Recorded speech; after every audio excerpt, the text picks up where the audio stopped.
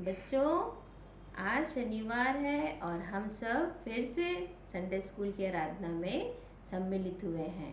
Sangeeta aunty और मेरी तरफ से आप सभी बच्चों को बहुत सारा प्यार। मेरी तरफ से भी बहुत सारा प्यार और सलाम। आइए बच्चों, हम आज की संडे स्कूल की आराधना आरंभ करते हैं। हमारा आरंभ परमेश्वर पिता, परमेश्वर पुत्र और परमेश्वर पवित्र आत्मा के नाम से होवे। आमीन। आइए प्रार्थना करें। हे हमारे सर्वशक्तिमान दयालु परमेश्वर पिता, प्रभु जी, इस वक्त तेरे पास आते हैं, बड़ी दया और नम्रता से तेरे चरणों के पास आते हुए तुझे धन्यवाद देते हैं प्रभु जी कि तूने हमें अभी तक संभाल कर रखा, हमारी सुधि ली और हर एक जन को, हर एक लोगों को तूने सुरक्षित रखा है। हर एक बातों के लिए तुझे धन्यवाद देती हूँ। विशेष धन्यवाद देती हूँ संडे स्कूल के सारे बच्चों के लिए, जो छोटे हैं और बड़े हैं, सबों के लिए तुझसे विनती और प्रार्थना करती हूँ। हर एक बच्चों के शारीरिक डील डौर पर, मानसिक और आत्मिक डील डौर पर तू अपना आशीष भरा हाथ रखना, ताकि ये बच्चे सिर्फ और सिर्फ तेरी अगुवाई में दिन प्रतिदिन बढ़ते चले जाएं और अपने हर एक कार्य तुझे समर्पित करते हुए कर सकें। हम जो दोनों बहनें जो शिक्षाएं वचन में से रखती हैं प्रभु जी, विनती और प्रार्थना करते हैं हर एक वचन सच्चा और सही हो, ताकि हम इन सारे बच्चों को अच्छे तरीके से समझाने वाले और बताने वाले हो सकें। हर एक के परिवार के लिए प्रार्थना करती हूँ, विनती करती हूँ, हर एक के संग और साथ रहना। शेष आराधना को तेरे हाथों में सौंपते हुए तेरे प्यारे बेटे प्रभु यीशु मसीह के नाम से मांगती हूँ, आमीन। आज हम एक गीत गाएंगे, आप लोग भी सब साथ साथ हमारे साथ गाना। गाना। आओ हम यहोवा का धन्यवाद करें, अपने सारे हृदय से वंदना करें, उसके फाटकों में स्तुति करें और जय ललकारें। आओ हम यहोवा का धन्यवाद करें, अपने सारे हृदय से वंदना करें, उसके फाटकों में स्तुति करें और जय ललकारें। अपने सारे तन मन से उसकी प्रशंसा करें, वो है शिफा और नजात, उसकी महिमा करें। वो है जग का त्राता और तारणहार, उसकी हो जय जय सदा। वो है जग का त्राता और तारणहार, उसकी हो जय जय सदा। बच्चों, हर समय हम आप लोगों को एक मुखाग्र पद देते हैं और आज का मुखाग्र पद है 2 कुरिन्थी उसका 9 अध्याय उसका 7वां पद। 2 कुरिन्थियों 9:7। हर एक जन जैसा मन में ठाने वैसा ही दान करे, न कुड़ के और न दबाव में, क्योंकि परमेश्वर हर्ष से देने वालों से प्रेम रखता है। 2 कुरिन्थी 9 उसका 7वां पद। बच्चों, हमने बहुत सारी बहुत अच्छी बातों को, और जो बाइबल में जो दृष्टांत है, जो बातें बताई गई हैं यीशु मसीह के द्वारा, परमेश्वर के द्वारा, और उन सारे कार्यों को हमें करना है, ये सब बताया गया है। तो आज हम एक नई बात, नई राजा के बारे में हम सीखेंगे और संगीता आंटी हमें एक राजा के बारे में बताएंगी। उस राजा का नाम क्या आंटी? योआश। योआश राजा, उसके बारे में आइए हम सुनते हैं। आप सभी को मैं एक छोटे बालक योआश के बारे में बताना चाहती हूँ। योआश कैसे राजा बना और योआश के मन में कैसे परमेश्वर के मंदिर के लिए यह भावना उत्पन्न हुई कि वो मंदिर का सुधार करे, और उसने सुधार करने के लिए एक संदूक बनाया। तो आज हम जो घटना बताएंगे उसका शीर्षक है योआश का संदूक। राजा अहज्या मर गया तो उसकी जो माँ थी अतलिया रानी, वो बहुत खुश हो गई और वो रानी बनना चाहती थी। और इसलिए उसने क्या की कि उसके राजवंश के जितने लोग थे उन सबको उसने क्या किया, मरवा डाला। परंतु उसको ये बात नहीं मालूम थी कि एक नन्हा बालक जो है वो बच गया है। उस नन्हे बालक को उसकी फूफी जो है वो उस राजमहल से चुरा करके लेके आई थी, और उसके साथ वो उसके दाई को भी लाई थी। उस बालक का नाम था योआश, और उसकी फूफी जो थी उसे और उसकी धाई को क्या करती है, जिस जगह में बिस्तर रखते थे उस कोठरी में उन दोनों को छिपा के रखती है। उसके बाद फिर वो क्या करती है, वहाँ से निकाल करके ले जाके अपने यहोवा के मंदिर में ले जाती है। अब ये जो यहोवा का मंदिर था, उसका जो याजक था उसका नाम था यहोयादा, और ये याजक जो था इस बालक योआश का फूफा था, और इसकी फूफी का नाम था यहोशवत। और इसकी फूफी जो थी अपने भाई के बच्चे से, मतलब इस योआश से बहुत प्रेम रखती थी। और इसी कारण चूँकि वो उसके फूफा मंदिर के याजक थे तो वो मंदिर में रहता था और वहीं मंदिर के आंगन में खेला कूदा करता था। उसको बाहर जाने की अनुमति नहीं थी, क्योंकि हो सकता है वो बाहर जाता तो राजा के लोग उसको देखते, शायद पहचान जाते और उसको मरवा डालते। इसलिए वो मंदिर के ही भीतर आंगन में खेला करता था, और वो बालक बचपन से देखता था कि कैसे मेरे फूफा फूफी इस मंदिर के देख रेख में लगे हुए हैं, कैसे मेरे फूफा जो हैं परमेश्वर के वचन को बताते हैं। तो वो ये सब चीज़ों को देख देख करके और अपने फूफा फूफी के संरक्षण में वो इन बातों को सीखता है।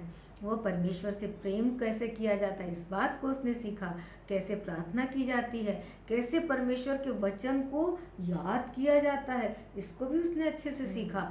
और साथ ही साथ इस बात को भी सीखा कि कैसे परमेश्वर के भवन के छोटे छोटे छोटे छोटे जो कार्य हैं उसको कर सकते हैं हम। और इस प्रकार वो अपने फूफा फूफी के संग में बड़ा होता गया। 6 वर्ष तक के उसके फूफा फूफी ने उसको छुपा के रखा। तब जो उसके फूफा जो याजक थे उन्होंने सोचा कि हमारा राजा का बेटा है तो इसे ही राजा बनना चाहिए, और इसलिए उन्होंने क्या किया, अपने जो मित्र थे जिन पर उनको पूरा विश्वास था उन मित्रों को मंदिर में बुलाया और कहा कि आज मैं आप सबके सामने एक बात कहना चाहता हूँ, परंतु उस बात को वो कहता कि अपने तक आप सीमित रखना, किसी को नहीं बताना। तो इस बात के लिए वो लोग राजी हो जाते हैं कि ठीक है, हम आप जो भी कहेंगे उस बात को हम किसी को नहीं बताएंगे। तब वो कहता है, इस दुष्ट रानी से आप, मैं और राज्य के सभी लोग क्या हैं, बहुत दुखी हैं। और हम आपको मालूम है हमारा जो राजा था उसका एक बेटा जो है वो अभी भी जिंदा है। वो लोग बोलते क्या, अभी भी हमारा राजा का बेटा जिंदा है? और ये जैसे सुनते खुश हो जाते हैं, और खुश होकर के वो कहते हैं कि जो याजक यहोयादा है वो बोलता है हाँ अभी भी जिंदा है। और वो ऐसा कह के वो योआश को उनके सामने लाके खड़े करता है। जब वो बच्चा उनके सामने खड़ा होता है तो सारे लोग बहुत खुश हो जाते हैं, और खुश होकर के वो कहते हैं कि हम इसकी रक्षा करेंगे, और ये प्रतिज्ञा करते हैं कि हम इसे राजा बनाएंगे, है ना। और वो ये भी वादा करते हैं कि ये बात हम किसी को नहीं बताएंगे। क्यों? क्योंकि जब विश्राम का दिन होगा उस दिन ये बात जो है याजक यहोयादा कहता है उस दिन ये बात को हम सबके सामने प्रकट करेंगे, है ना। तो इसलिए वो इस बात का उनसे प्रतिज्ञा लेता है और वो लोग भी उससे प्रतिज्ञा करते हैं। साथ ही साथ वो उनसे कहता है कि तुम्हारे पास, आप लोग के पास जितने सिपाही हैं, जितने हथियार चलाने वाले लोग हैं, उन सब को की मुझे आवश्यकता होगी। तो मंदिर में इनकी आवश्यकता क्यों होगी, है ना, ये भी तो प्रश्न है। परंतु आपको मालूम होना चाहिए बच्चों कि वो चाहता था कि किसी भी प्रकार से उस बालक को किसी प्रकार से भी कोई हानि ना पहुँचे, और वो उस बालक को बचाना चाहता था। तब वो ये निर्णय लेता है कि इनके जो सिपाही हैं उनसे मैं क्या करूँगा, उनका मैं अपने लिए उनको मैं अपने लिए उपयोग करूँगा, उनकी मैं सहायता लूँगा। और फिर क्या होता है, विश्राम दिन जब आता है तब सिपाही अपने तलवार, अपने भाले लेकर के मंदिर में आते हैं। और आने के बाद क्या होता है बच्चों, चारों तरफ मंदिर के वो पहरे में लग जाते हैं। अब विश्राम दिन के दिन बहुत से लोग जो थे वो मंदिर में आते थे। देखिए लोग आपस में बात करने लगे, अरे मंदिर के चारों ओर सिपाहियों का क्या काम, मंदिर को क्यों घेर करके लोग खड़े हैं, हमको अंदर जाने क्यों नहीं दिया जा रहा है ना। ऐसा आपस में लोग बातचीत कर रहे थे। उनकी हिम्मत नहीं होती है कि वो सिपाहियों से कुछ पूछताछ करें। फिर क्या हुआ, जब सारी चीज़ें व्यवस्थित हो गई तब यहोयादा याजक आता है और दूर से लोगों को आते हुए दिखाई देता है, लेकिन उसके चारों तरफ जो है ना सिपाहियों की भीड़ थी, चारों ओर उसको घेरे हुए थे। लोग और उत्सुक हो जाते हैं कि क्यों इसको घेरे हुए हैं। फिर धीरे धीरे वो आता है और मंदिर के बीच में उस बच्चे को खड़े करके कहता है कि ये हमारा राजा योआश है ना। अब योआश ही वो राजकुमार है जिसे राजा होना चाहिए था, क्योंकि इसका पिता जो राजा था लड़ाई में मारा गया, उसका ही ये संतान है। तब लोग जो हैं खुश होते हैं और ये कह करके यहोयादा क्या करता है, वो उसको सिर पे मुकुट और उसके हाथ में साक्षी पत्र देता है। जब ये सब उसे दे देता है तो सारे लोग जो हैं खुश होकर के ताली बजाते हैं और फिर कहते हैं राजा जीवित रहे। इस तरह वो नारे लगाते हैं। हम देखते हैं बच्चों कि इस बच्चे का पालन पोषण जो था वो मंदिर में हुआ था। जब वो राजा बन गया तो उसको मंदिर के प्रति उस समय भी उतना ही लगाव था। वो देखता है कि ये मंदिर जो है बहुत जर्जर अवस्था में है, इसमें कोई भी सुधार नहीं हुआ है।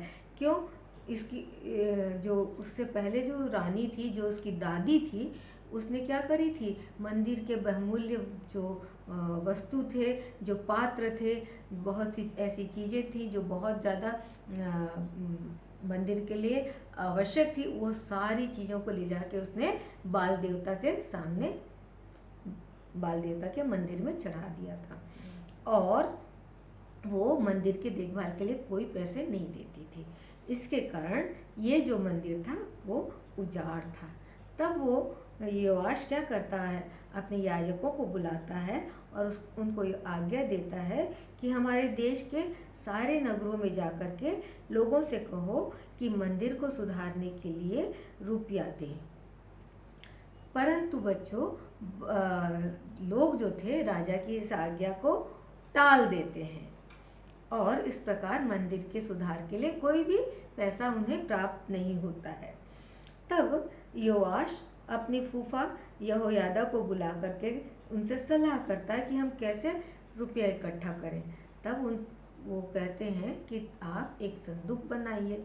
तो वो संदूक बनवाता है और संदूक के ढक्कन के ऊपर एक छेद करवाता है और उस संदूक को क्या करता है बच्चों, उसको मंदिर के दाहिनी मतलब राइट हैंड पे रखवा देता है, ताकि जितने लोग मंदिर में आए वो खुश होकर के इस संदूक में अपने भेंट को, अपनी दान को दे सकें। तो हम देखते हैं कि जितने धनवान थे वो खुश होकर के अपनी बढ़ती में से उसमें डाले, और जो गरीब थे वो भी बहुत खुश थे कि हमारे मंदिर का सुधार होगा। उन्होंने अपनी घटी में से, कमी में से जितना उनसे हो सकता था उतना उसमें भेंट डाला, दान डाला। अब क्या हुआ, लोग जो थे वो हृदय खोल करके अपना धन उसमें डाल रहे थे, और देखते देखते ऐसी स्थिति आई कि वो संदूक जो था ना वो पूरा मुंह तक भर गया। अब उसमें ठूस ठूस के भी रुपये डालने की जगह नहीं थी। तब राजा और याजक मिल करके क्या करते हैं, उसको, उस संदूक को खुलवाते हैं। फिर उसमें से रुपये तौल तौल के राजा जो था वो लोगों को देता है, ताकि इसके द्वारा लकड़ी और पत्थर, ईंट, सोना, चांदी ये खरीदा जा सके। क्यों? इसके द्वारा जो है मंदिर का सुधार हो, सोने चांदी के द्वारा जो जगह में सोना मढ़ना था उस जगह में सोना मढ़ा जाए, सोने या चांदी के पात्र की आवश्यकता थी तो वो पात्र बनाए जाए। ये सारे कार्य के लिए वो उन रुपयों को देता है, और साथ ही ये कहता है इन्हीं में से जो मजदूर काम करेंगे उनको मुफ्त में काम नहीं करवाना, इन्हीं में से उनको उनकी मजदूरी देना। अब इस प्रकार क्या हुआ, जितनी मंदिर की आवश्यकता थी वो सारे सामान जो है बनाए गए और मजदूरों को मजदूरी दी गई। इस प्रकार जो मंदिर था वो सुधर गया। तब राजा, याजक और लोग बहुत खुश हुए। क्यों खुश हुए? क्योंकि उन्होंने परमेश्वर के भवन के लिए रुपये दे करके अपने प्रेम को प्रकट किया था। हम अपने घरों में रहते हैं, हमारे घर में थोड़ी भी टूट फूट होती, हम जल्द से जल्द उसको सुधरवाना चाहते हैं। आप सोचिए, जिस भवन में परमेश्वर रहता था वो भवन यदि ऐसा टूटा फूटा पड़ा रहे तो कितने दुख की बात होगी, है ना। तो राजा योआश के मन में ये भावना उत्पन्न हुई, लोगों ने दिल खोल करके दिया और इसके कारण मंदिर का सुधार हुआ।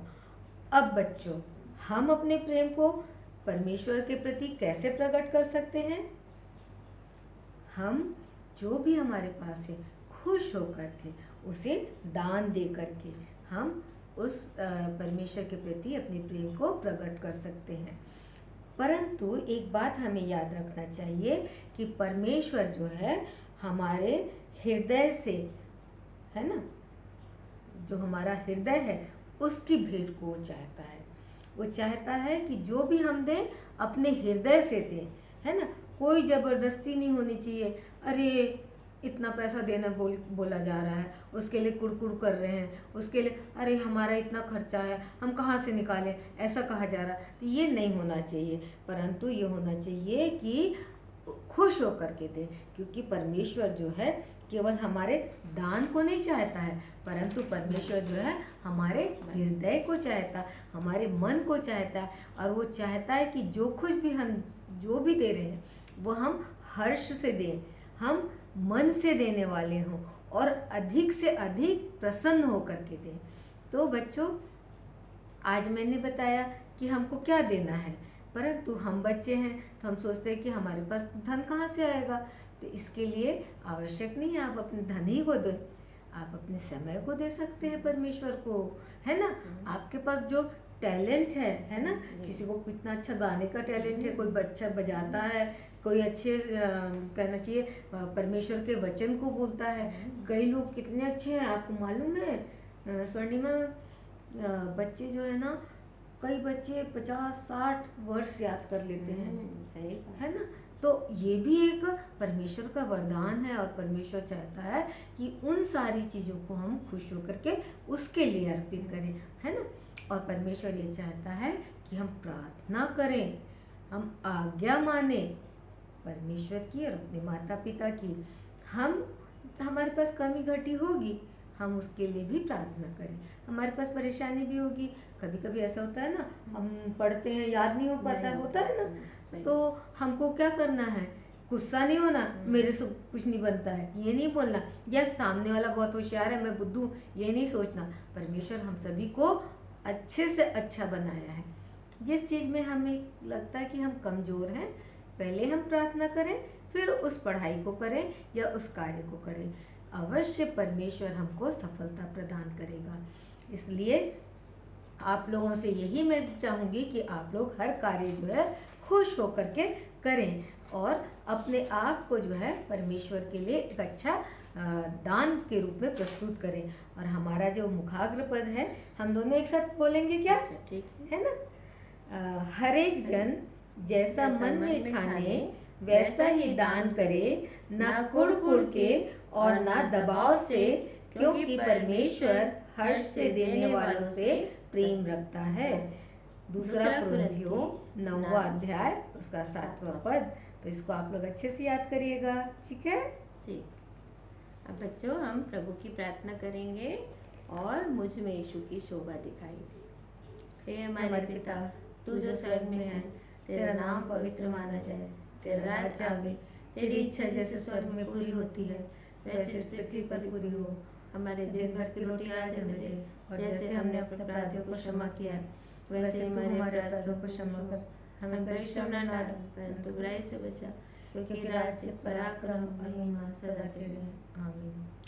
मुझ में यीशु की शोभा दिखाई दे, उसका अद्भुत प्यार और सब निर्मलता। हे तू आत्मा पवित्र कर शुद्ध मेरा चरित्र, मुझ में यीशु की शोभा दिखाई दे। आमीन।